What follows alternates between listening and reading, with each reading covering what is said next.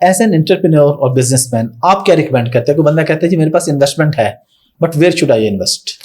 अगर आप मेरे से अपार्ट फ्रॉम बिजनेस, अगर मैं आपको एक बात बताऊं ना, in my point of view एक इन्वेस्टमेंट ऐसी है जिसका रिटर्न ही रिटर्न है और उसके अंदर वो चीज होती है पैसे से नहीं. That investment is human investment. अगर जिंदगी में आपने कामयाब होना है, अगर आप अपने बिजनेस को ऊपर लेके जाना चाहते हैं, तो इन्वेस्ट इन पीपल. वो चीज पैसों से नहीं है. तो मेरी नज़र में आप अगर अच्छी टीम बना पाते हैं, एक अच्छी क्रेडिबिलिटी कमा पाते हैं, तो वो कुछ ऐसा होता है कि जो पूरी जिंदगी आपके साथ चलता है. डिफरेंट नेचर के लोग होते हैं, कुछ लोग छोड़ भी जाते हैं, लेकिन मैं आपको बताऊं मेरी अभी अगर मैं ऑल ओवर द वर्ल्ड, मेरे 3 कंट्रीज के अंदर बिजनेसेस हैं, 500 प्लस मेरी टीम है इस वक्त. बाय द ग्रेस मैं पूरी जिंदगी भी सजदे में रहूं, रब का शुक्र कम ही रहेगा मेरे लिए. तो मेरे एक दोस्त ने मुझे, यार do you have partners in this? मैंने कहा भाई 500 पार्टनर. ये जितने लोग हैं ना मेरे पास, I am trying not to deal them less than a partner with me. तो यही एक मोहब्बत है कि जिसकी वजह से मेरे रब ने मुझे थोड़े से टाइम के अंदर जो है ना एक थोड़ी सी सक्सेस मिल गई है. तो मैं वेरी ग्रेटफुल टू हिम कि इस नाचीज को उसने इतना कुछ अदा कर दिया. और मैं अगेन रिपीट करूंगा कि पूरी जिंदगी भी अगर मैं आज से भी शुरू करूँ ना स्टेइंग सजदा, तो मेरा ख्याल है वो कम रह वो जाएगा. तो ज़ाहिर है कोई भी इंसान, और फिर जिस पे ज्यादा कर्म हो उसको तो उतना ज्यादा ये बात बोलनी चाहिए. एग्री. बिल्कुल. तो in terms of investment I suggest के लोगों से प्यार करें, उनसे मोहब्बत करें, और यही सबसे अच्छी और सबसे खूबसूरत इन्वेस्टमेंट है. अच्छा, इसे थोड़ा सा मैं जरा मजाक बात को लेके जा रहा हूँ. यहाँ भी लोगों से प्यार करते हैं, इन्वेस्टमेंट करते हैं, लेकिन फिर बाद में रोते हैं यार इतने पैसे लगाए थे तो पैसे डूब गए.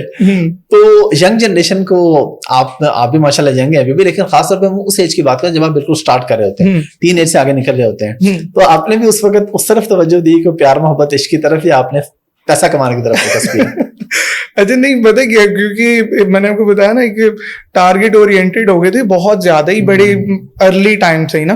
तो कुछ थोड़ी बहुत दोस्ती यारियां चल जाती हैं, लेकिन ये था कि मेजरली क्या था, टारगेट ओरिएंटेड होने की वजह से ना वो पैच मेरा मिस हो गया कि जिस टाइम के ऊपर मुझे. अच्छी बात है, इसलिए माशाल्लाह यहाँ पे बैठे भी हैं ना. अगर वो पैच मिस ना होता तो फिर.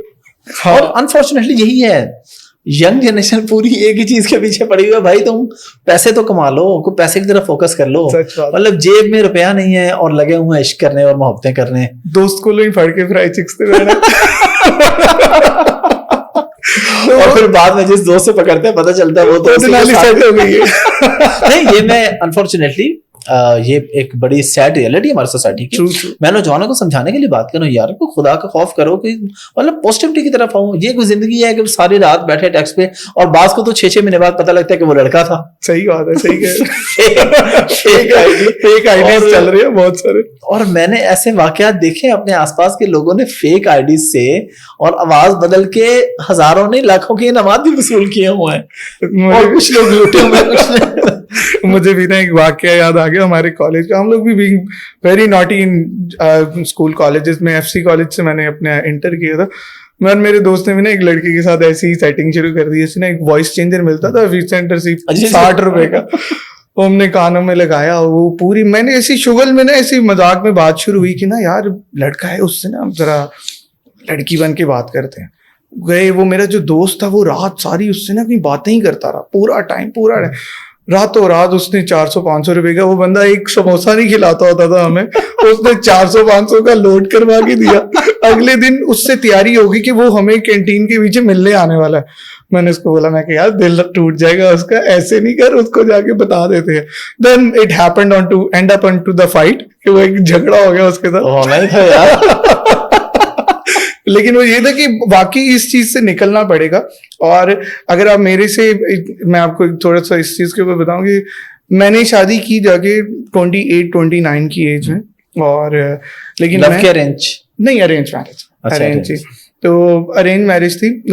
ये था कि मैं अभी सबको, मेरे छोटे भाई की भी अभी शादी है, मैं सबको यही सजेस्ट कर रहा हूँ, प्यार मोहब्बत में पढ़ने की बजाय ना, स्पेशली मेरी बहनों के लिए और जो छोटी लड़कियां हैं मार्केट में, ये इन चीज़ों से मैं इनको यही सजेस्ट करूंगा कि देखिए, अगर कोई प्यार भी करते तो उसको बोले भाई मेरे घर रिश्ता भेजो, हाँ शादी करो भाई मेरे से, ये मुझे फ्राई चिक्स पे धड़ल्ले से लेके जाना कि भाई मैं तुम्हारी हूँ, मैनू नाल लेके जा, खुले में चौड़े में भी नहीं, और ये इन सारे चक्करों में नहीं पड़े। एंड ऑफ द डे, अच्छा हमारी बात में फ्राई चिक्स की फ्री में प्रमोशन हो रही है भाई, फ्राई चिक्स को छोड़े, फ्राई चिक्स नहीं जाओ, KFC चले जाना।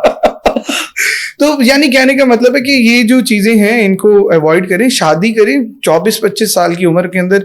सेटलमेंट का आप सोचते रहेंगे पूरी जिंदगी, सेटलमेंट को छोड़ें भाई, बिल्कुल शादी अर्ली करनी चाहिए जब भी इतनी पॉसिबिलिटी हो कि आप संभाल सकते हैं, एक कमरे में रख सकते हैं, किचन दे सकते हैं, तो बस शादी कर लेना। राइट। और बिल्कुल यही है कि जो भी आपको कह रहा है ना कि बस तुम ही सब कुछ सको और फिर रिश्ता ले आओ। हाँ। अच्छा, रिश्ते की बारी ज्यादातर लड़कों को मौत पड़ जाती है, फिर वो अम्मी नहीं मान रही, अब्बू नहीं मान रहे, और इधर दावे हो रहे होते हैं आसमान तक ले जाने के।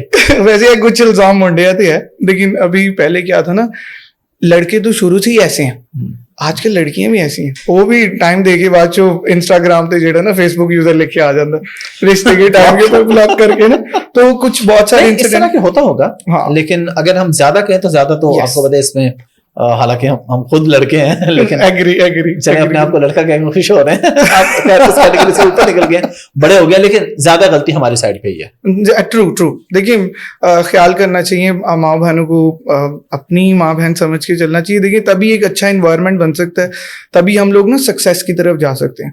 तो चीजें इंसान को अपॉर्चुनिटीज मिलती रहती हैं हर किस्म की। तो फोकस बस इसी चीज पे होना चाहिए। जल्दी शादी करें, बच्चे बनाएं। आप 40-50 के होंगे, आपका लौंडा आपके साथ 12-15 साल का, 16 साल का खड़ा है, टेंशनें खत्म, जिंदगी सुकून से गुजारें। हम लोगों ने ये जिंदगी 30 क्रॉस किया है ना, तो फिर रियलाइज हुआ कि अच्छा यार, शादी के बाद की बच्चों के साथ जिंदगी इतनी खूबसूरत है कि वो यंगहुड में नहीं है।